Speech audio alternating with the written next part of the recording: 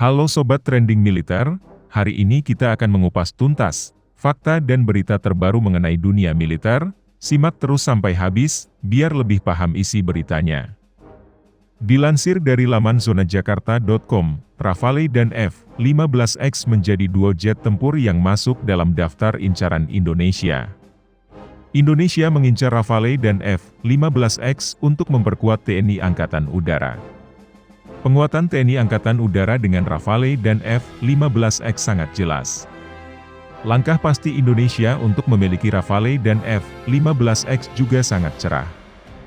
Buktinya pada Februari tahun ini, Indonesia menjalin kesepakatan dengan Prancis soal Rafale. Jelas menunjukkan bahwa Indonesia sangat diperhitungkan dalam dunia militer. Kesepakatan Indonesia dan Prancis terkait Rafale ini membuat TNI Angkatan Udara semakin cerah. Karena tak lama lagi TNI Angkatan Udara akan diperkuat dengan Rafale. Masa depan TNI Angkatan Udara semakin mumpuni dan tangguh dengan menghadirkan Rafale. Kekuatan dari Rafale sendiri tak usah diragukan lagi. Rafale sudah sangat terbukti kemampuannya. India menjadi negara pertama di Indo-Pasifik yang menggunakan Rafale. Dan Indonesia menjadi negara pertama pengguna Rafale di ASEAN. Salah satu faktor penentu bagi Angkatan Udara India untuk memilih Dassault Rafale sebagai tambahan baru untuk armadanya adalah sejarah operasional pesawat tempur Prancis ini. Dari Afghanistan ke Libya hingga Mali, selama 2 dekade terakhir Rafale telah membuktikan kemampuannya. Kami telah mengumpulkan sejarah singkat tentang misi yang dimiliki pesawat tempur Omnirole ini dalam buku catatannya. Dikutip dari The Queen. Kemampuan tempur Rafale sudah terbukti dengan baik. Kemudian ada F-15X yang juga sangat mungkin bisa dimiliki TNI Angkatan Udara. Indonesia sudah mendapatkan sinyal hijau untuk bisa menggunakan F-15X. Kepemilikan atas F-15X makin bikin Indonesia mumpuni. Masa depan TNI Angkatan Udara semakin cerah jika bisa menghadirkan duet Rafale dan F-15X. Malaysia juga mengakui kekuatan udara Indonesia. Dalam beberapa tahun akan datang, keseimbangan kekuatan udara di Asia Tenggara pasti akan berubah. Menurut Defense Security Asia ini lantaran dengan beberapa negara di ASEAN seperti Indonesia dan Singapura yang siap punya jet tempur baru. Misalnya Singapura yang makin mantap dengan akan menghadirkan F-35. Singapura akan menjadi negara pertama di ASEAN yang menggunakan siluman generasi kelima F-35. Tahun 2026 nanti Singapura akan menerima F-35 yang pertama.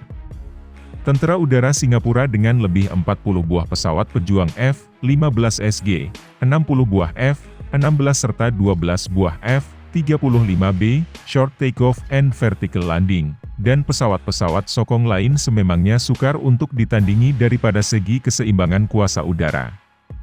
Ia akan mengambil masa berdekat dan puluhan miliar dolar untuk bersaing dengan Singapura dan mengekalkan keseimbangan kuasa udara dengan negara pulau yang kerap kali digelar termasuk oleh kita sebagai The Little Red Dot. Malaysia juga menyoroti TNI Angkatan Udara dengan Rafale dan F-15X. Bagi Indonesia pula, dalam beberapa hari ini, ia juga sudah memulakan langkah-langkah untuk mengimbangkan diri dalam aspek kekuasaan udara di Asia Tenggara yang selama ini dikuasai oleh Singapura. Perolehan 42 buah pesawat pejuang Rafale melebihi nilai senilai Rp32 miliar dan kelulusan untuk memperoleh 36 buah pesawat F-15X buatan syarikat Boeing, sekiranya hasil realisasi. Layak Rp55 miliar sudah seharusnya jurang serta membutuhkan kuasa udara di Asia Tenggara yang kini dipegang oleh Singapura, katanya. Selain Rafale dan F-15X, Indonesia juga mengembangkan KF-21 Boramae dengan Korsel. Selain pesawat pejuang Rafale dan F-15X, bakal dikenal sebagai F-15ID sekiranya penjualan itu menjadi kenyataan, Angkatan Udara Indonesia juga bakal dilengkapi dengan jumlah pesawat generasi 4-5 buatan Korea Aerospace Industries yaitu KF-21 Boramae. Sebagai rakan kongsi pesawat KF-21, Indonesia pembangunan akan menghasilkan 48 buah pesawat terbabit di negara. Dalam beberapa tahun mendatang, Tentara Udara Indonesia akan dilengkapi dengan 42 buah Rafale, 48 buah KF-21 dan 36 buah F-15X, sekiranya rundingan Jakarta dengan Washington tentang penjualan pesawat itu berjalan lancar, jelas sumber. Untuk Malaysia, kami masih memiliki 8 F/A-18D Hornet dan 18 Sukhoi Su-30 MKM yang akan memperpanjang layanan mereka hingga 2035 dan 2040 ketika mereka pensiun sesuai dengan rencana CAP 55 MAP.